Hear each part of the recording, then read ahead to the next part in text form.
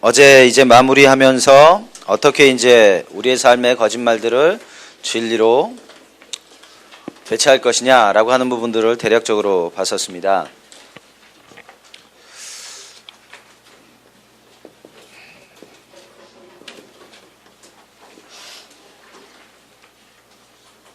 말씀 한 구절 보겠습니다. 골로새서 2장 14절입니다. 3장 8절, 9절, 10절 보겠습니다. 기독교의 가장 중요한 상징이라고 말한다면 여기는 없네. 십자가일 겁니다.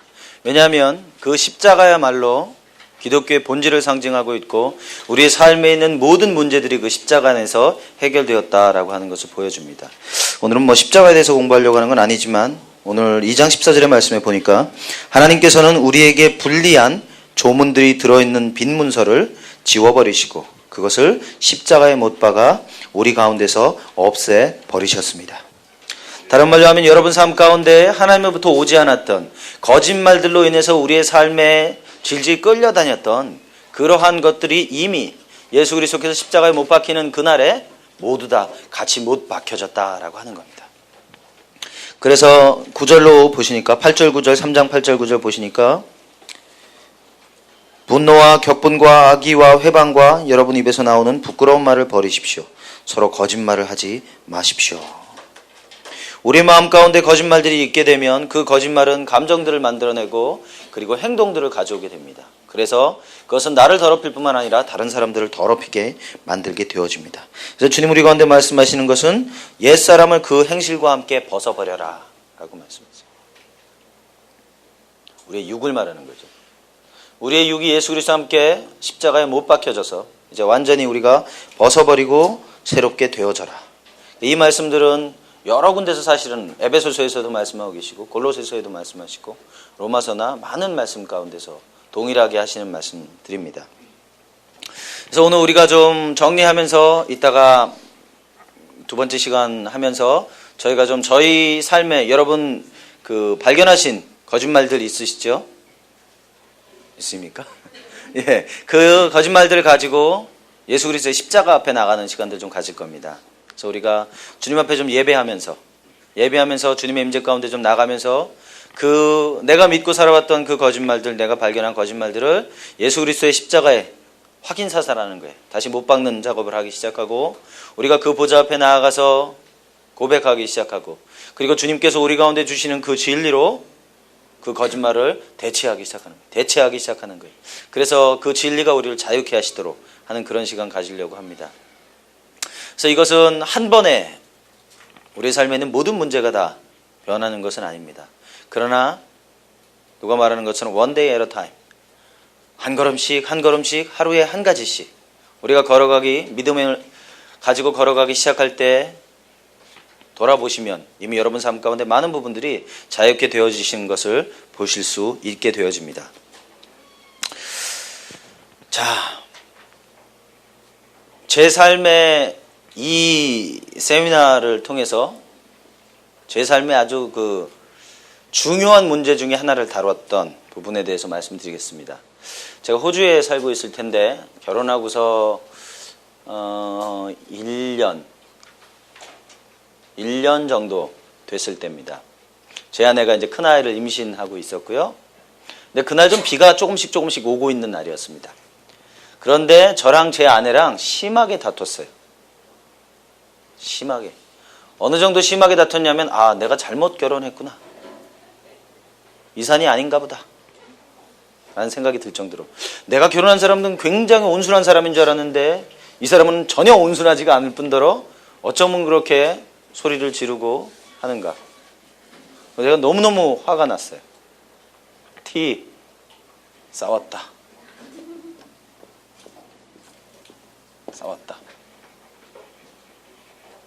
저런 여자하고 싸웠어요. 싸우고 나서 제 기분 나빴다. 제가 제 아내랑 크게 싸운 게 몇 번 있었는데 이날은 어떤 날이었냐면 싸우고 제가 집을 나간 날이에요. 딱 한 번씩 우리가 집 나갔었거든요. 한 번은 제가 싸우고 나가고 그 다음에는 제 아내가 싸우고 나가고 제가 제 아내를 찾아서 얼마나 헤맸던지 그리고 손이 발이 되도록 빌었습니다. 그래서 이제 저희가 이제 이 가정의 룰을 세웠어요. 싸워도 절대 나가지 않는다. 그리고 잠자기 전까지는 무슨 일 있어도 푼다. 그렇게 하고 있습니다. 기분 나빴어요. 실망도 있고요. 화도 나고요. 여러 가지가 있었어요. 행동, 가출. 가출. 자, 근데 문제는 뭐냐면 이게 이제 일반적으로 있을 수 있을 만한 일이에요. 부부싸움도 하죠. 그렇죠? 근데 제가 차를 몰고 나가가지고 공원 앞에 차를 딱 세워놓고 앉아서 그 열을 식히고 앉아 있는 거예요, 제가. 아휴, 열받아. 아유, 한마디 더 하고 나오는 건데 그냥 나왔네. 막 이렇게 하고 있었어요. 근데 내가 왜 이렇게 기분이 나쁜가? 내가 왜 이렇게 실망하고 화가 나는가? 가만히 생각해 봤어요. 그랬더니 네, 첫사랑과 결혼했으면 좋았을 것을.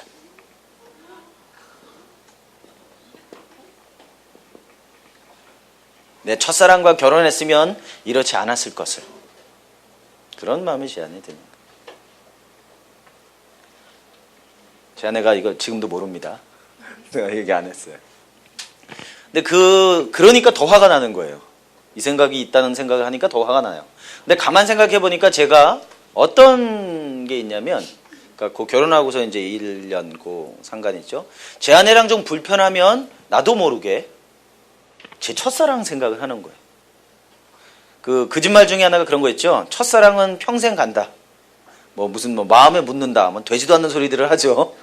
그렇지 않습니다. 그건 이상한 거예요. 그렇잖아요. 여러분이 지금 그 사랑하는 그 배우자, 그 사람이 마음에 있어야 되는 사람이에요. 근데 그 사람은 딴 데 가 있고 이상한 사람이 여러분 마음에 있다면 그건 지금 정상적인 삶을 살고 있는 게 아닙니다. 전 그랬어요.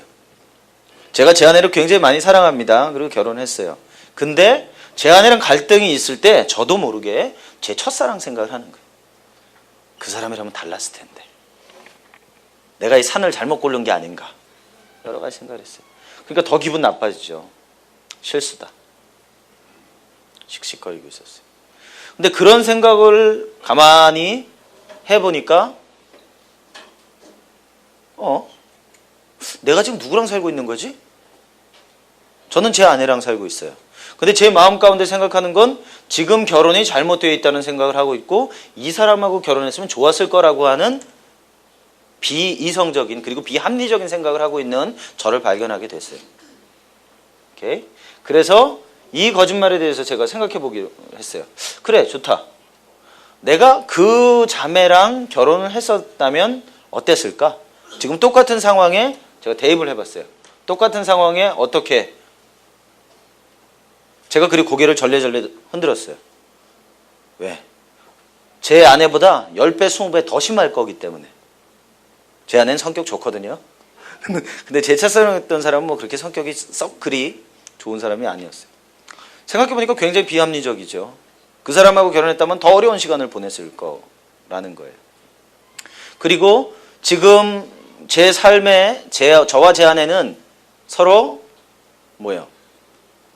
결혼함으로 인해서 사랑함으로 인해서 하나로 연합된 관계예요. 근데 그 연합된 관계 안에 또 다른 누군가가 있는 거예요. 성서적이지 않아요. 그죠? 그리고 이러한 생각을 할 때 그 거짓말 점검하는 것처럼 과연 내 삶에 정서적으로 받아들일 만하게 하는가? 아니요. 이런 생각을 할 때마다 기분 나쁘고 괴로운 거예요. 그리고 제 아내에 대해서 더 긍정적인 마음이 들지 않아요. 제 아내에게 말하지 않지만 제 아내를 보면서 사실은 자꾸 그 사람 생각을 하게 되는 거죠. 그래서 여러 가지를 체크한 결과 이거는 틀림없이 거짓말이다. 그리고 이것에 대해서 제가 주님, 이거는 하나님으로부터 온 게 아닙니다. 하나님, 이건 거짓말입니다. 주님, 이 시간에 제 마음을 바꿔주세요. 기도하기 시작했습니다. 근데 놀라운 건 주님께서 제 마음 가운데 공원에 앉아서 기도할 때 이 마음을 완전히 제거해 주셨어요. 그리고 그때 이후로 제 마음 가운데 단 한 번도 이 첫사랑이 다시 제 자리 마음에 들어온 적이 없어요. 왜? 제 마음에는 제 아내만 있는 거예요.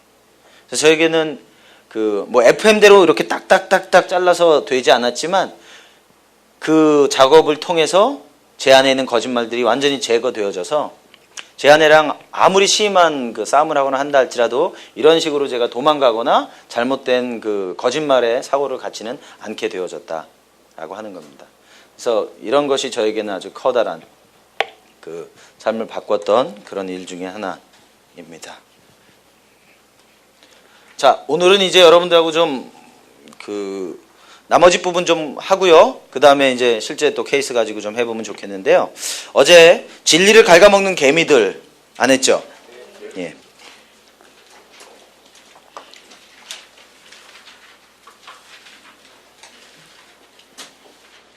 자, 이 진리를 갉아먹는 개미들이다라고 하는 게 뭐냐면 automatic negative thoughts라고 하는 거예요.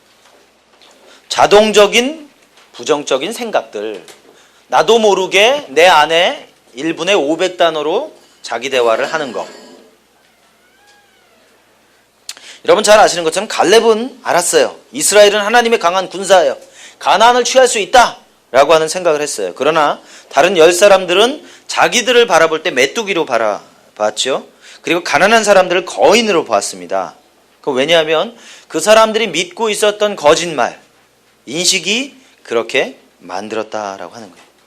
그것 때문에 사실은 가나안을 정복하는 것이 불가능한 것처럼 그렇게 보이게 되었던 것입니다. 그 마음 가운데 깊은 두려움이 있는 것이에요. 마찬가지입니다. 우리 안에 진리를 갉아먹는 이런 개미들이 계속해서 자기 대화를 하게 되어지면 우리는 그 10명의 정탐꾼처럼 그러한 결정을 내릴 수밖에 없어요. 그리고 계속 뒤로 물러설 수밖에 없게 되어진다라고 하는 것입니다. 그래서 제일 처음에 이제 이 개미를 보면 해야 한다. 해야 한다. 해야 한다 개미죠. 아니? 맞죠? 예. 해야 한다 개미. 이 개미는 누군가가 뒤에서 항상 우리를 미는 것 같아요. 푸시하는 것 같은 느낌을 가지고 있어요. 이거 사지 말아야 했어. 이번 주에 운동 했어야 했어. 나는 지금 기뻐야만 해. 해야만 해, 해야만 해, 해야만 해. 라고 하는 거예요. 그래서 이런 사람들은 항상 누군가가 뒤에서 여러분들을 쫓아오고 있기 때문에 그 일을 이루어야만 될 것만 같은 강박관념 가운데 사로잡히게 되어져 있습니다. 그래서 이 사람들은 나는 아무것도 선택할 수 없어. 이런 생각을 하기도 합니다. 그러니까 자기가 스스로 무엇인가를 할 수 있는 것이 없고 누군가에 의해서만 가능하다라고 하는 생각을 하고 있어요. 그리고 굉장히 그러다 보니까 수동적이게 되어집니다. 그래서 이 사람들은 언제나 누군가의 이 요구 그리고 정죄감 그것으로 살아가게 되어지는 모습들이에요. 그렇게 하다 보면 하나님에 대해서도 어떻게 이해하시냐면 하나님께서 항상 우리에게 무엇인가 해야만 한다라고 요구하시는 분으로 하나님을 이해하고 받아들이게 됩니다. 아주 비합리적인 생각입니다. 하나님은 여러분들에게 무엇인가를 해야만 한다라고 말씀하시는 분이 아니에요. 도리어 하면 좋겠다. 하면 어떻겠니?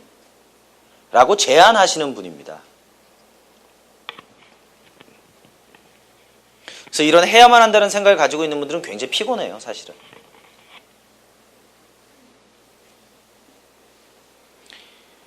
그리고 그 밑바닥에는 수치감이 또 많이 작용하게 되어집니다.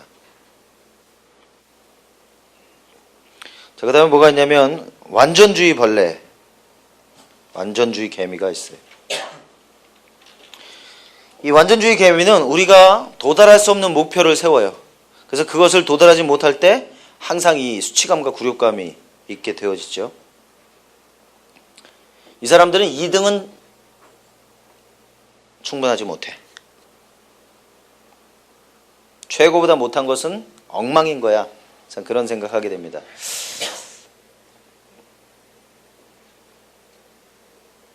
엄마가 완전주의적인 성격을 가진 분이 계셨어요. 그래서 딸애가 공부를 못해가지고 딸애를 거의 반 죽게 팼어요. 패다가 딸이 그냥 쓰러졌는데 목을 막 발로 밟았어요. 공부 못한다고. 그래서 물어봤어요. 도대체 자매님 몇 등을 했는데 그래요? 2등이요. 전교 2등 했어요. 항상 1등 했는데 2등 한 번 했어요. 근데 이 완벽주의적인 엄마는 도저히 용납이 안 되는 거예요. 항상 1등 해야 되는데 2등 하니까. 그렇죠? 완벽주의라고 하는 게 이런 거예요. 만족함이 없어요. 만족함이. 제가 어제 그런 얘기 잠깐 했는데 제 어떤 청년이 올 A 받고 한 과목만 C 받았어요. 영어 C 받았어요. 집에 가지고 갔는데 얼마나 혼났는지 몰라요. A는 쳐다보지도 않아요. 너 이 C가 이게 뭐냐. 거봐 너 밤에 인터넷 하지 말라 그랬잖아. 그러니까 이 모양이지. 잘한 것은 보지 못해요. 그러니까 엄마의 기준에 의해서 딸은 잘하게 되는데 아무리 노력해도 만족하지 않기 때문에 항상 좌절하고 실패할 수밖에 없어요. 그죠? 우울해지고.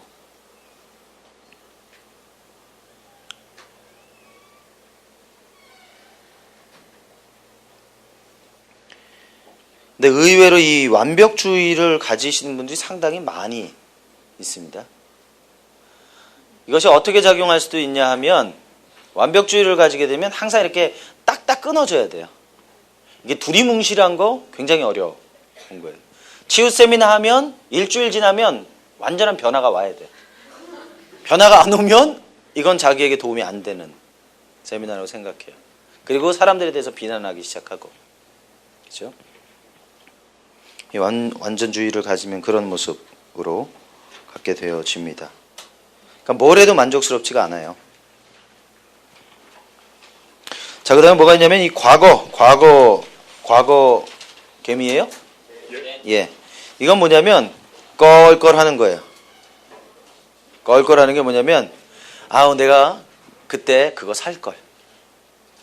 if only라고 그러죠, 영어로. 내가 그거 했으면 참 좋았을 걸. 그 얘기는 현실은 뭐예요? 했다는 거예요? 안 했다는 거예요? 안 했다는 거예요. 내가 조금만 일찍 일어났으면 내가 늦지 않았을 텐데.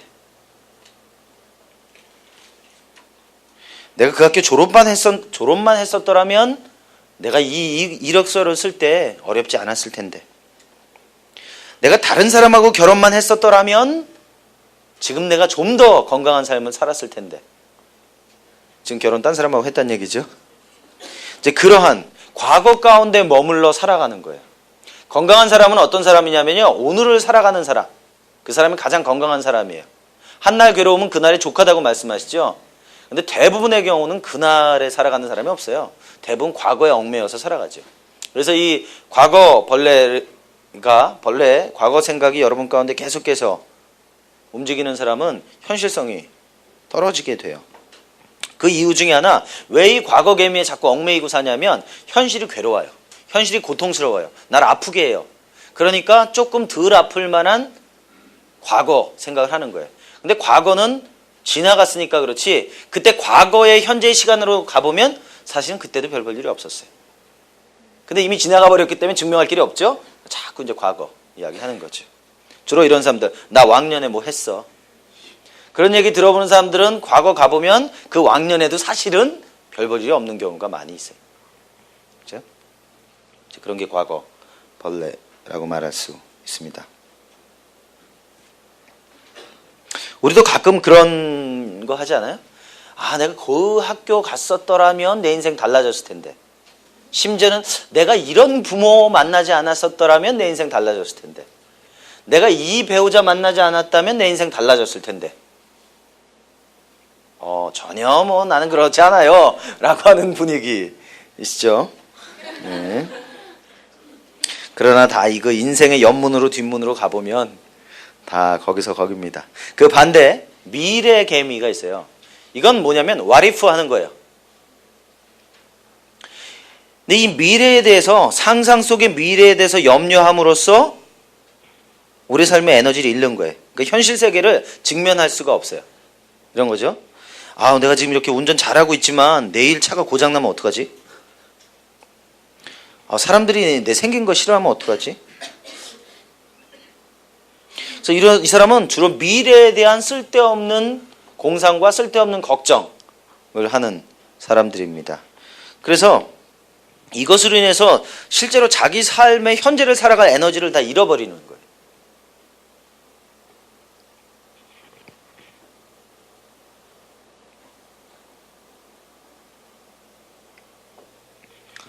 미래라고 하는 것은 우리가 통제할 수가 없습니다. 그런데 이러한 생각들로 미래마저도 내가 통제하려고 하는 거예요.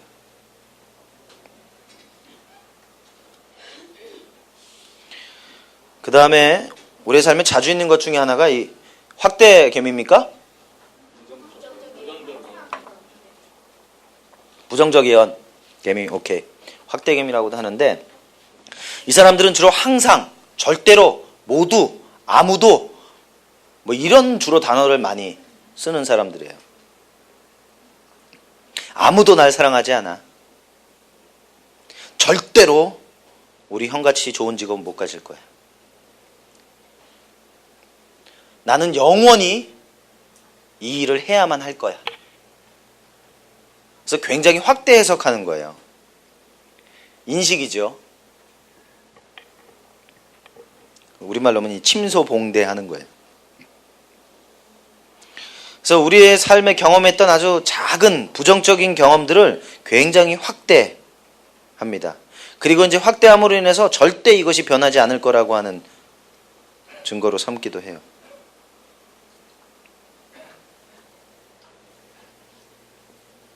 자, 그 다음에 뭐가 있냐면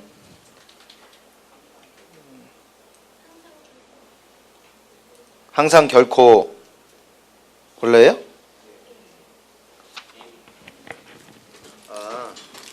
자, 좀 전에 거가 뭐냐면 항상 결코 개미였어요. 부정적 예언 개미가 아니고 그게 항상 결코 개미였고, 부정적 예언이라고 하는 것은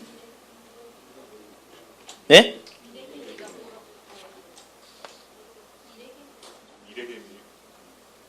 그렇죠. 예, 이게 미래개미. 아, 이게 제 거랑 좀 다르게 해놨네. 오케이. 잠깐이요, 제가.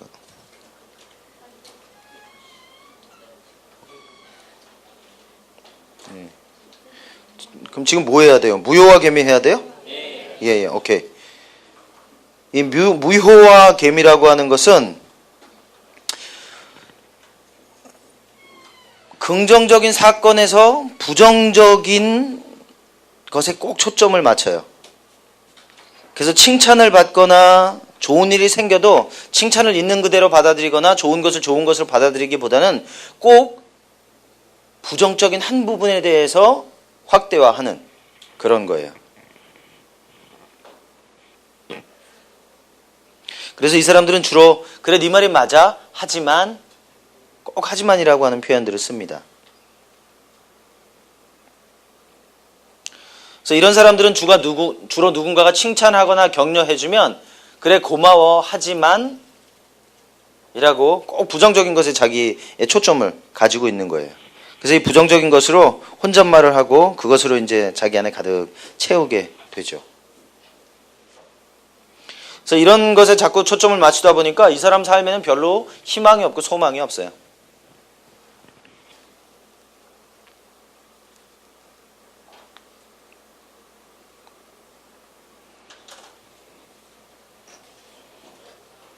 예. 그래서 이 사람은 이 부정적인 것에 초점을 맞추다 보니까 자기 자신에 대해서 셀프톡 할 때, 자기 대화할 때 항상 그 작은 그 부정적인 것에 계속해서 자기는 반복하게 되어집니다. 그리고 독심술 개미라고 하는 건 뭐냐면 마인드 리딩 개미라고 하는데, 이 사람은 다른 사람들의 생각을 읽어요. 이 대단한 능력이 있는 사람인데, 이 사람은 어떻게 생각하냐면 저 사람은 분명히 나를 싫어하는 거야. 저 사람은 분명히 나를 못생겼다고 생각해. 저 사람은 분명히 나한테 화가 나 있는 게 틀림없어. 그래서 이 사람은 다른 사람들이 여러분에게 뭐라고 말하지 않았지만 자기가 이미 알고 있어요. 그리고 그것을 굳게 믿고 있어요. 근데 실제 확인해 보면 대부분 근거 없는 경우가 많이 있죠. 그러니까 이런 생각을 하게 되면 어떻게 되냐면 대부분 삶의 모양이요 위축됩니다. 그리고 계속해서 뒤로 이렇게 물러나게 되어지는 삶을 살아가요. 예. 예. 아니요. 이런 겁니다. 겸손이라고 하는 건 뭐냐면 있는 그대로 인정하는 게 겸손이에요. 누군가 나를 칭찬해주면 고맙습니다 라고 말하는 게 겸손이에요. 근데 이제 우리식의 겸손은 뭐냐면 아유 그건 내가 한 거 아니고요 제가 한 거예요. 나 아무것도 못해요. 이런 식으로 이해한다는 거죠. 그리고 이제 그런 경우는 그래도 좀 덜한 경우고 누군가로부터 칭찬을 들었어요. 아 예 고맙습니다. 근데 하지만요 사실은 요거 틀렸어요. 요거 잘못했잖아요. 요거 지금 문제가 있는 거예요. 라고 하는 것에 칭찬보다는 부정적인 것에 다 초점을 맞추고 있다는 거예요. 그러니까 내적으로는 이미 부정적인 사고의 틀이 형성되어져 있다라고 하는 거죠. 그러니까 어떤 겸손하고는 좀 다른 겁니다. 그런 건 사실은 겸손이 아니에요. 여러분 이제 겸손한 걸 배우기 시작하면 인정하는 법을 배우기 시작합니다. 한번 해보세요. 누군가가 여러분에게 칭찬해 줄 때 고맙습니다 하면은 상대가 놀래요. 왜? 대부분의 경우는 고맙습니다. 그럼 아유 별 말씀을요. 뭐 이렇게 반응해야지 우리식의 이 겸손인데 고맙습니다 해놓으면 상대가 해놓고 아니 저놈이 지금 그렇게 생각해요. 이 사람 문제죠. 그렇죠? 그렇게 생각할 수 있겠습니다. 그 다음에 탓겜인가요? 예. 이 탓겜이라고 하는 건 뭐냐면 항상 비난하는 거예요. 다른 사람들에 대해서. 자기 자신의 책임에 대해서 받아들이지 않고 다른 사람들에게 그 문제에 책임이 있다고 하는 거죠. 그리고 이 사람은 다른 사람에게 탓함으로 인해서 자기 문제를 해결했다고 생각하는 거예요. 이런 거죠. 내가 저번 주에 면접을 봤거든. 근데 취직이 못 됐어. 근데 보니까 그 면접관 아유 형편없더라 진짜. 지금 자기가 뭘 질문하고 있는지도 몰라. 그래서 자기가 지금 채용되지 못한 것에 대한 책임과 그 상처를 면접관에게 돌리는 형태가 됩니다. 내가 저번 주에 말이지 직업을 못 갖게 된 건 우리 아버지 때문이야. 우리 아버지가 좋은 컴퓨터를 사줬으면 내가 잘 만들어가지고 갔을 텐데 잘 못 만들었어 라고 할 수도 있습니다. 내가 이번에 10번째 면접 봤거든. 근데 아무래도 나에게 직업을 소개해주는 그 소개서가 좀 문제가 있는 것 같아 라고 생각하는 게 자꾸 다른 사람들을 탓하게 되는 거죠. 그 다음에 이제 느낌개미가 있는데 이 느낌개미는 뭐냐면 느끼는 대로 행동하는 거예요.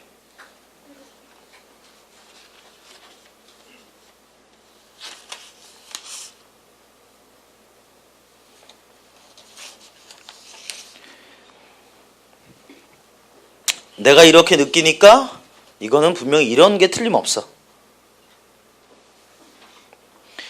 많은 경우에 여러분이 느끼고 있는 그 느낌은 여러분 안에 있는 거짓말들을 통해서 오게 되어집니다.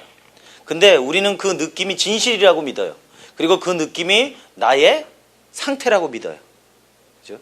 그래서 내가 그런 사람인 것처럼 믿고 살아가게 되어집니다. 네, 말씀드렸죠. 우리는 본질적으로 의로운 사람들이다. 그래서 그 느낌이라고 하는 것이 많은 경우에 우리에게 진실을 말하는 것이 아니라 거짓말을 말하기도 한다라고 하는 거예요. 그래서 아무도 날 사랑하지 않는 것처럼 느껴져. 난 실패자처럼 느껴져. 아무도 날 안 믿는 것처럼 느껴져. 근데 그 느껴지는 것이 자기 자신으로 받아들이는 거예요. 제가 이 느낌이라고 하는 건 인디케이터라고 그랬잖아요. 그래서 우리 안에 어떤 일이 일어나고 있는 걸 보여주는 거지 그 느낌이 내 전 존재를 말하고 있는 건 아니다 라고 하는 거예요. 그 다음에 이제 낙인찍기 개미가 있는데 이 낙인찍기 개미들은 뭐냐면 여러분이 자라오면서 들었을 가능성도 많이 있고요. 여러분의 부모님이 여러분에게 무엇인가 여러분에게 별명을 지어줬던 게 있어요. 사람마다 다른데 어떤 사람은 멍청이라는 소리를 듣고 컸어요. 근데 그게 진짜 자기 이름인 줄 알았대. 왜? 이름을 한 번도 부모님이 불러준 적이 없어요. 멍청아. 그런 거. 별명 있죠. 그래서 이름보다 별명이 더 많이 여러분 삶 가운데 들어져 오면 여러분이 정말 그런 사람인 것처럼 느껴지게 되어진다라고 하는 겁니다. 또 무슨 아유 쟤는 너무 무책임해. 무책임하다는 말을 너무 많이 들으니까 실제로 아 그렇구나 나는 무책임한 사람이구나 라고 받아들여지게 된다라고 하는 거예요. 그래서 여러분들이 누군가로부터 어떤 부정적인 낙인이 찍혔다고 해서 그 낙인이 실제로 여러분들을 얘기하는 건 아니다라고 하는 겁니다. 여전히 그것은 인식적인 것이다. 그죠? 어린아이들에게 이 거짓말쟁이야 라고 말하면 그 아이가 잘못하면 평생에 정말 거짓말쟁이처럼 살아가는 경우들도 많이 보게 되어집니다. 낙인을 찍어버리기 때문에 그래요. 그 다음에 개인화 개미들. 이 개인화 개미는 뭐냐면 인생에 있는 모든 문제에 대한 책임이 나 때문이다라고 생각하는 거예요. 소풍을 가는데 그 다음날 비가 왔다? 나 때문에 비가 오는 거야 라고 생각합니다. 그리고 가정 안에서 어떤 일이 딱 생기면 나 때문에. 왜? 나는 재수없는 애니까. 그래서 모든 일들에 대해서 자기가 책임을 지려고 하게 됩니다. 자기가 무슨 슈퍼맨인 줄 알죠? 그래서 그런 것으로부터 벗어나야 돼요. 이 개인화 개미인 사람들은 이 문제의 책임이 누구인지를 잘 몰라요. 이게 내 책임인지 상대의 책임인지를 잘 구분을 못해요. 그래서 상대 것까지도 내가 책임지는 경우들이 많이 있게 되어집니다.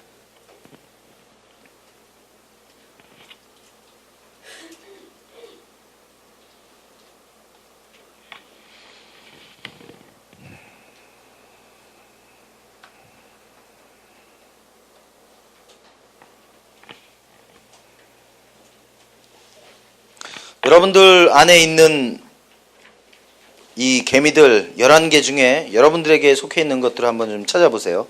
나에게 주로 어떤 것들이 많이 있는지. 어떤 어머니가 이 딸 방에만 지나가면 화가 나는 거예요. 딸이 너무너무 방을 지저분하게 쓰는 거예요. 세상에 지저분해도 그렇게 지저분할 수가 없어요. 어머니가 생각하기에. 그러니까 그걸로 인해서 딸하고 갈등이 있어요. 아우 쟤는 도대체 방을 왜 저렇게 쓰는 건가. 그러니까 화가 나죠. 화가 나니까 매일 딸한테 뭐라고 하죠. 근데 이거 가지고 이제 이 차트를 하게 됐는데 이분이 이제 딸의 방만 보면 화가 난다. 너무 지저분하니까 화가 난다. 그리고 내가 치워야만 할 것 같다. 딸하고 갈등이 있다. 그래서 보니까 R을 찾아보니까 뭐가 있냐면 여자는 깨끗해야 된다. 깨끗하지 않으면 사랑받지 못한다. 그런 생각을 가지고 있었어요. 여자는 깨끗해야 되고 맞습니까? 여자는 깨끗해야 됩니까? 남자고 여자고 다 깨끗하면 좋겠죠. 깨끗해야만 되고 깨끗하지 못하면 사랑받지 못한다라고 하는 생각을 하니까 딸을 볼 때마다 쟤는 여자로서 사랑받지 못할 만한 아이로 여겨지는 거예요. 사실은 그 딸을 보면서 누굴 보는 거예요? 자기 어린 시절을 사실은 보는 거예요. 그러면서 이제 이거 가지고 이제 어떻게 다뤄나가기 시작했냐면 이분 같은 경우는 이 아이가 방이 깨끗하지 않다고 해서 그리고 깨끗하지 않다라고 하는 것 자체는 내 인식이다. 우리 딸이 본인은 치울 만큼 치운 거다. 근데 어머니가 약간 강박적이에요, 사실은. 분명히 객관적으로 볼 때는 그 정도면 대략 치워놓은 건데 엄마가 볼 때는 연필, 무슨 뭐 공책 각까지 다 맞아야 돼요. 이게 굉장히 피곤한 거죠. 근데 실제로 그렇습니다. 강박관념이 있는 분들은 어느 정도냐면 책상, 노트 모든 것이 다 딱딱딱 맞아야 돼요. 제 캔버라에서 어떤 분이 그 학생으로 왔는데 이분은 수업 시간에 가만히 있지를 못해요. 계속해서 공책을 움직여요. 성경책 움직이고 공책 움직이고 연필 움직이고 왜? 정확하게 잘 놓으려고. 근데 1시간 내내 그러는 거예요. 그러니까 주변 사람들이 같이 공부를 할 수가 없어요. 신경이 너무 많이 쓰이는 거예요. 계속 움직이니까. 왜냐하면 본인은 정확하게 제대로 하기 위해서 하는 거예요. 그렇죠? 그런 거예요. 근데 이분이 그렇게 했어요. 딸에 대해서. 그래서 나중에 이분 자기 문제를 다루면서 뭐라고 하게 됐냐면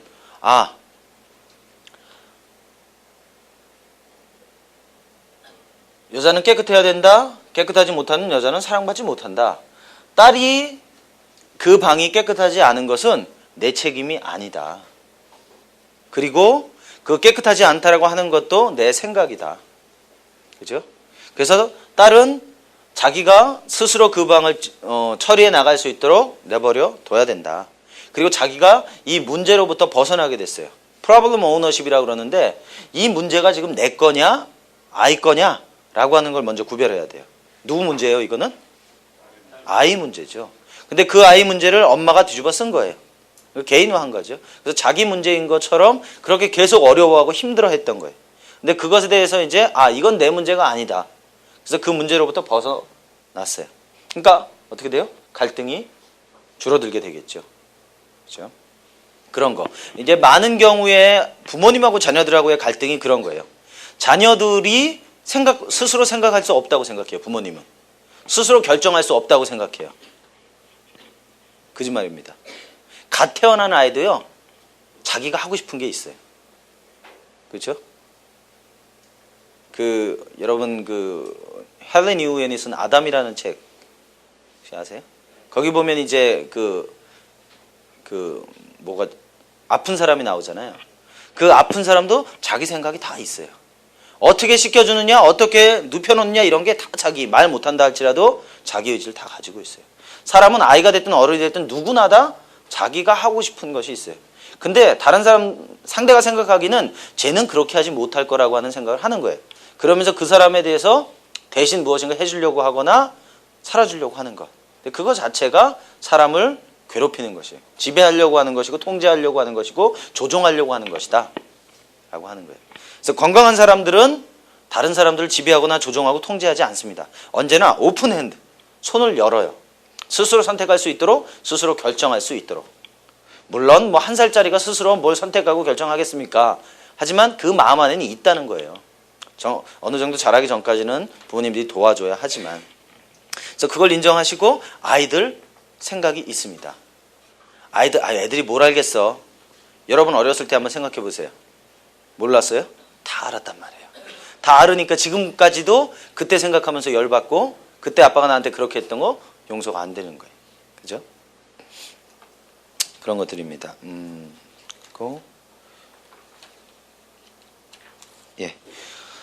그 다음 가로 넘어가셔서 8과 하나 더 해보겠습니다. 여러분 중에 자기 거 여러분이 적어 놓으신 거 해보시고 싶으신 분 있으세요? 예, 선배님.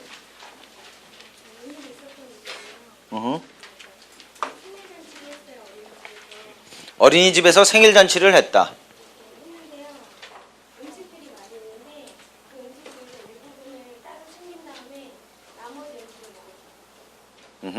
그 사건이에요? 뭐 생일잔치 했다요? 생일잔치 했다. 음식을 따로 챙겼다. 챙김. 그리고 나머지를 먹었다. 예. 자, 따로 챙겼고 나머지를 먹었어요. 느낌이 어땠어요? 불안초조.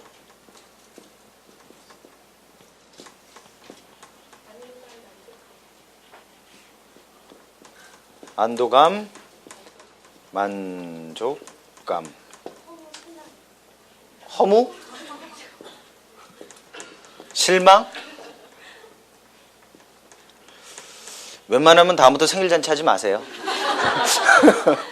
자, 불안하고 초조하고 안도감, 만족감, 허무하고 실망했어요. 행동은 뭐였어요? 그게 피자였거든요. 피자를 병원에 싸서 지금 가방을 가지고. 피자를 가져왔다.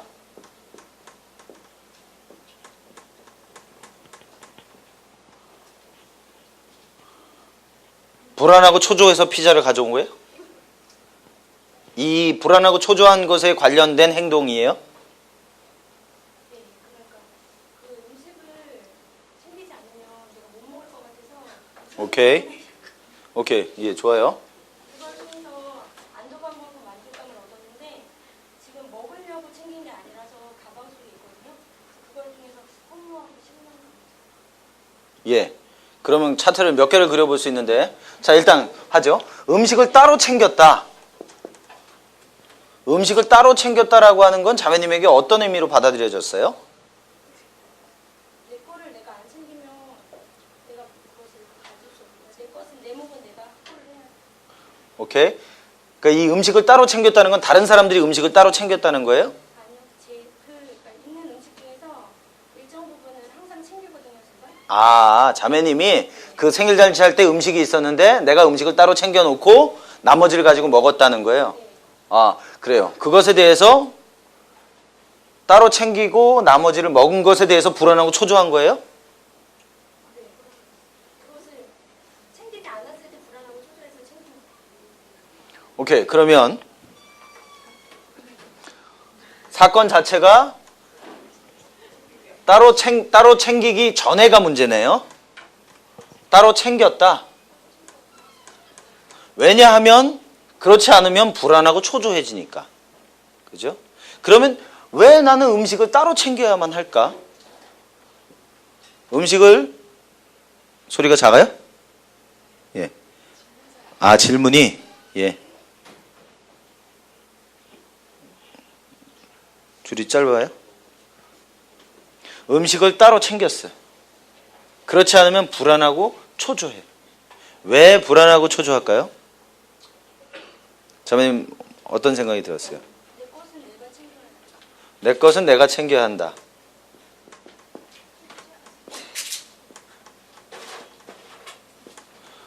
내 것은 내가 챙기지 않으면 어떻게 되죠? 먹을 수가 없다.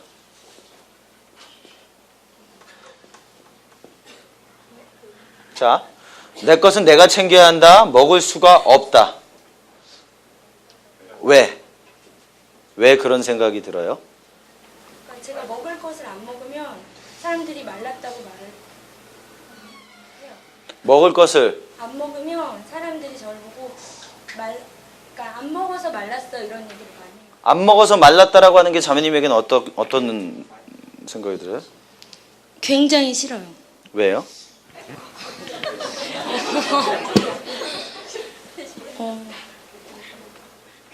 그 말을 들으면 되게 불쾌하고 그 사람을 어떻게 하고 싶어요.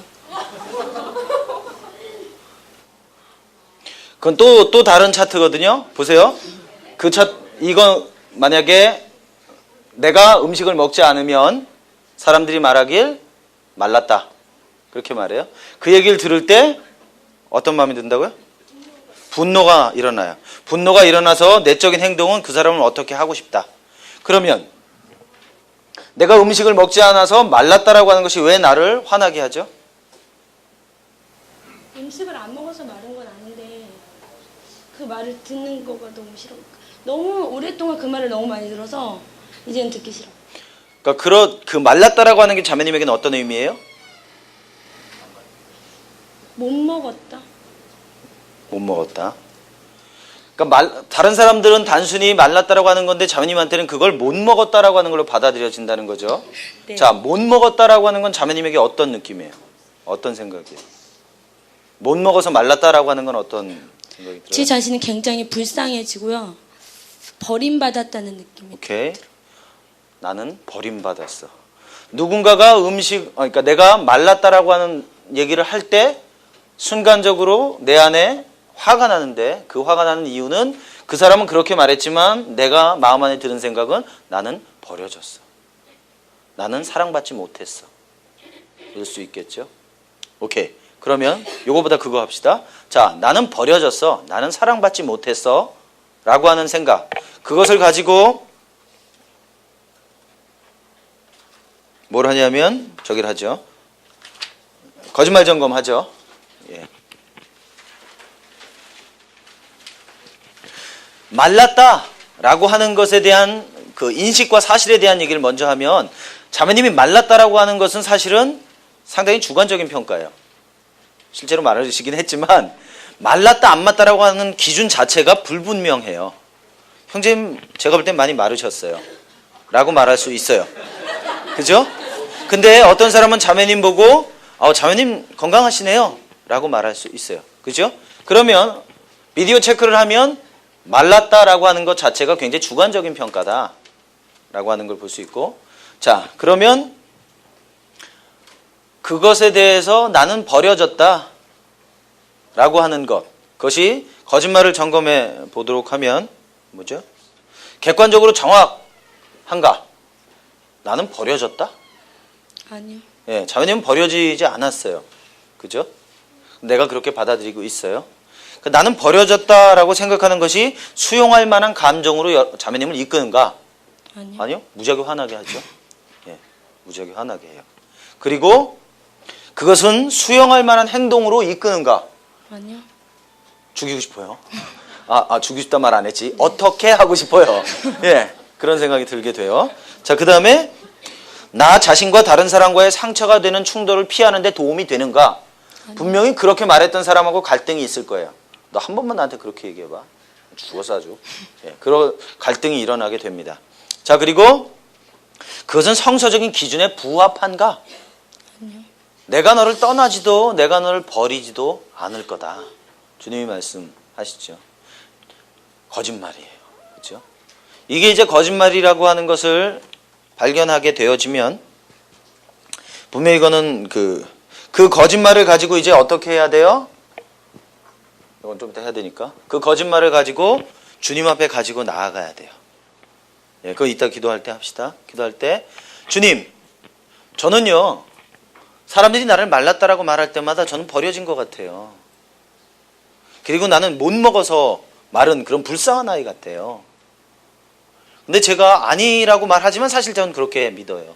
마음속에서는 주님, 제가 이 시간에 주님의 십자가 앞에, 주님의 십자가가 죄에 대해서, 세상에 대해서, 육에 대해서 모든 것을 다 못 박으셨으니까 이것이 분명히 거짓말인 줄 제가 아는데요, 주님 십자가에 못 박습니다. 그리고 이 거짓말이 더 이상 내 삶에 아무런 영향력을 미치지 못하는 것을 내가 믿음으로 고백합니다. 고백하고 그리고 나서 이제 주님 앞에 그것을 드려요. 보내버려요. 주님, 내가 이제 더 이상 이거 받아들이지 않겠습니다. 그리고 주님의 도우심을 구하는 거예요. 주님, 그렇다면 이제 제가 믿고 살았던 이 거짓말 가운데 주님의 진리를 보여주시옵소서. 들려주시옵소서. 근데 버렸다는 생각을 든 게요. 그러니까 저희 어머니가 저를 가졌을 때 상황이 너무 안 좋으셨대요. 그래서 그냥 주님이 애쓰더라고 얘기를 했을 때 거부를 하셨다 그러시더라고요. 딸이면 자기 같은 인생을 살 것 같아서 너무 싫으셨대요. 그랬는데 제가 태어났는데 이제 엄마는 모유를 계속 먹이고 싶으셨는데 제가 되게 고집스럽게 안 먹었다 그러더라고요. 그러니까 모유를 먹지 않으면 그냥 일반 그냥 우유도 안 주신 거예요. 오케이. 그래서 되게 그렇게 배가 고른 적이 있어서 되게 조금만 먹어도 만족감 느끼는데도 배가 조금만 고파도 다른 사람의 몇 배만큼이나 배가 막 고프다고 배고프다고 난리를 치는데 그렇게 할 때 그냥 뭐 우유 한 잔 먹어도 양이 차는데 그러면 이제 준 사람은 되게 화를 내요. 이렇게 먹을 거면서 그렇게 난리를 치면서 밥을 달라 그랬는데. 그럴 수 있어요. 왜냐하면 분명히 다른 사람들이 볼 때는 그럴 수 있어요. 근데 자매님은 지금 그러니까 다른 말로 표현하면 그 마음 깊은 곳 가운데 채워져야 하는 사랑이 있어요. 보통 사람들에게 정서적인 필요가 한 서너 가지가 있는데 그건 뭐냐면 사랑이라고 하는 거, 용납이라고 하는 거, 칭찬이라고 하는 거, 그것도 뭐냐? 칭찬, 신뢰, 뭐 여러 가지가 있지만 그런 것이 기본적으로 채워졌을 때 나는 주님 안에서 사랑받는다 또는 부모님에게 사랑받는다 그런 걸 느끼거든요. 근데 이제 이런 것들이 결핍되어졌을 때 우리는 상처라고 얘기해요. 근데 자매님 같은 경우는 상처죠. 그것이 몸에도 배어 있고 생각에도 있어요. 그래서 그 거짓말이 자매님에게 굉장히 강하게 역사하는 거죠.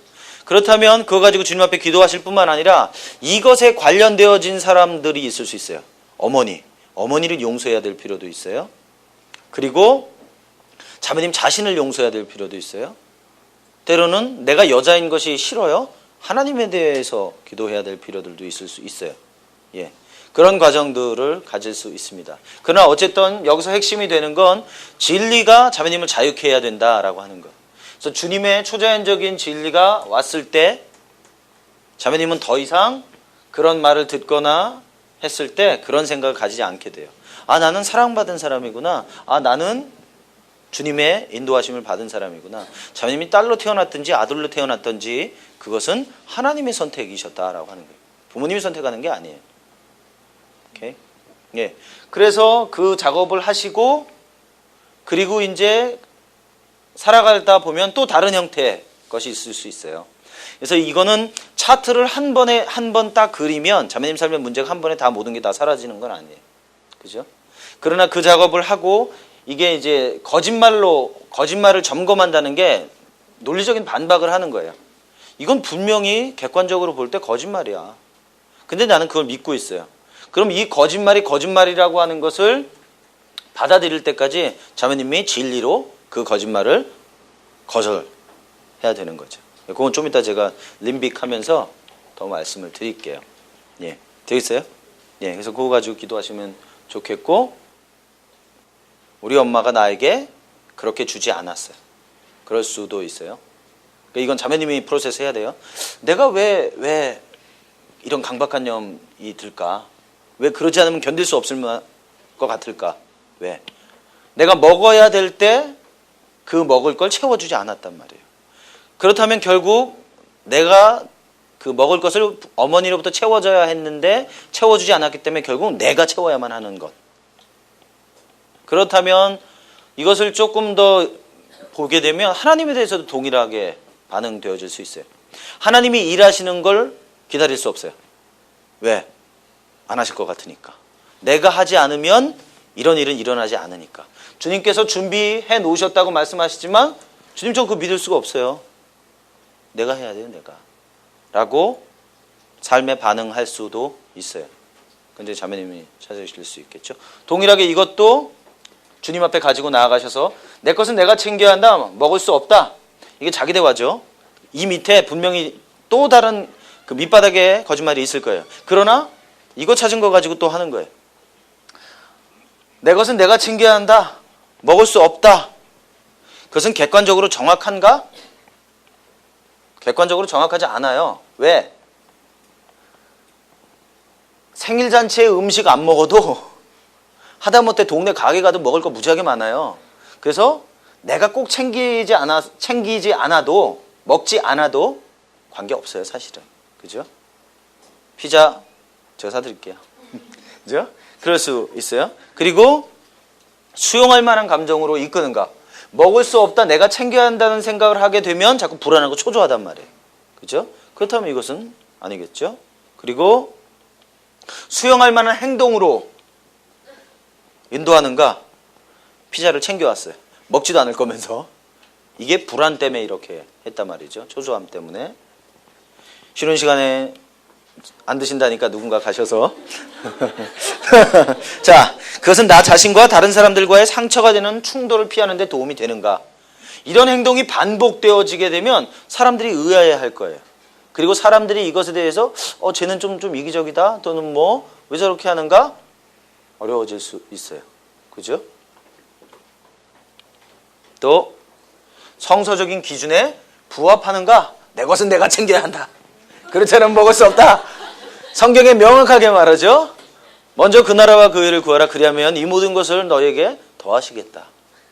하나님 나라는 먹고 마시는 게 아니고 의와 평강이다. 그죠? 아주 성경에 딱 맞는 게 여러 가지가 있어요. 그렇다면 이것은 거짓말인 거예요. 그렇다면 이거 가지고 주님 앞에 가지고 나가는 거죠. 예. 근데 이게 레이어가 있어요. 레이어가 있어요, 분명히. 이 자기 대화가 한 여기 정도 있다면 계속 이런 거 가지고 작업을 하시면 점점점 밑에 것을 볼 수 있어요. 그래서 여러분이 이 작업하실 때 잘 못 찾겠죠, R을. 예, 이게 훈련이 안 돼서 그런 거거든요. 연습이 안 돼서 그래요. 그래서 계속 해보시면 이제 점점 깊이 가실 수 있다라고 하는 거. 제가 아까도 누구하고 말씀 나눴는데 이거는 여러분들이 해보지 않으면 전혀 여러분 삶에 도움이 되어지지 않습니다. 이건 무조건 해봐야 돼요. 제가 이제 그거 가지고 오늘 이거 추루할까 했어요. 아우, 너무 재미없다. 내적 치유 세미나가 이런 건가?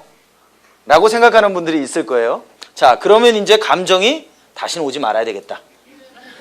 이런 게 치유 세미나란 말인가? 여러 가지 생각이 들게 됩니다. 그리고 행동. 저를 째려보겠죠. 간사님을 째려볼 거고 다시는 길에서도 안 만나면 좋겠다. 그런 생각을 하게 됩니다. 그러면 거기서 R을 찾을 수가 있어요. 내적 치유 세미나는 울어야 한다.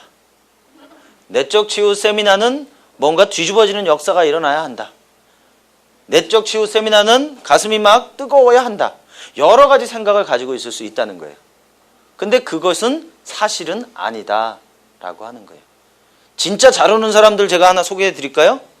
한 200만 정도 되는데, 이스라엘 백성들. 우는 쪽에 전문가예요. 이 사람들은. 울었다 하면 보통 울어요? 옷을 다 찢어버리면서 울어요. 이 사람들은. 근데 하나님 앞에 그렇게 울고 돌아서면 우상 숭배하는 사람들이에요. 그래서 우느냐 안 우느냐, 마음이 뜨겁냐 안 뜨겁느냐, 그걸로 여러분 삶에 평가될 수 없습니다.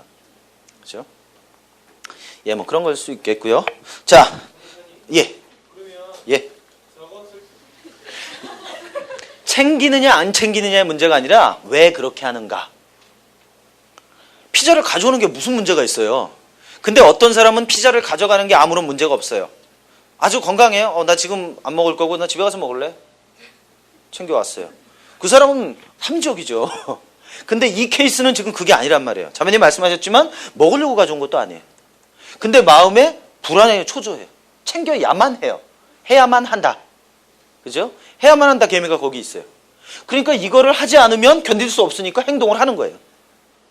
의미가 없지만. 근데 내 것은 내가 챙겨야 해. 똑같이 피자를 가져왔지만 어떤 사람은 지금 먹지 않을 거기 때문에 나중에 먹을 거야 라고 하는 것이 자기 안에 있는 생각일 수 있다는 거예요. 그래서 사람마다 행동이 똑같다고 해서 똑같은 거짓말을 갖고 있는 게 아니다라고 하는 거. 전혀 다른 걸 수 있습니다. 그죠?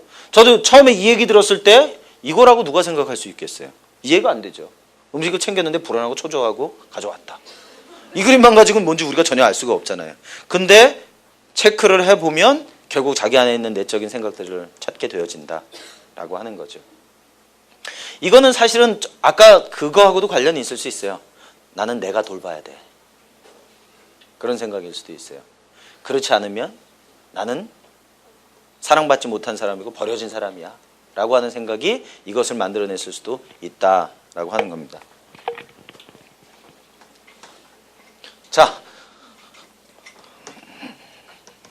자, 그리고 이제 이거 하면서 오늘 참 출가했으니까 이 새롭게 되기 하면서 여러분 거짓말 안에 혹시 개미들이 있는 해야만 한다? 아니면은 네 탓이야. 네 탓이야. 내가 이렇게 된 거 네 탓이야. 어떤 사람들은 어려움을 당할 때마다 자기는 순교자라고 생각합니다. 저 사람들 때문에 내가 이렇게 고통받고 있어 라고 생각해요. 이 사람 삶에는 사실 변화가 별로 없어요. 왜? 저 사람이 변해야만 내가 변하니까. 근데 문제는 여러분 삶 가운데 어떤 상황과 형편이 딱 있을 때 그것이 여러분 삶에 영향을 미치는 게 아니고 그 상황에 대해서 내가 어떻게 인식하고 해석했느냐, 그게 여러분 삶에 영향을 준다는 거예요.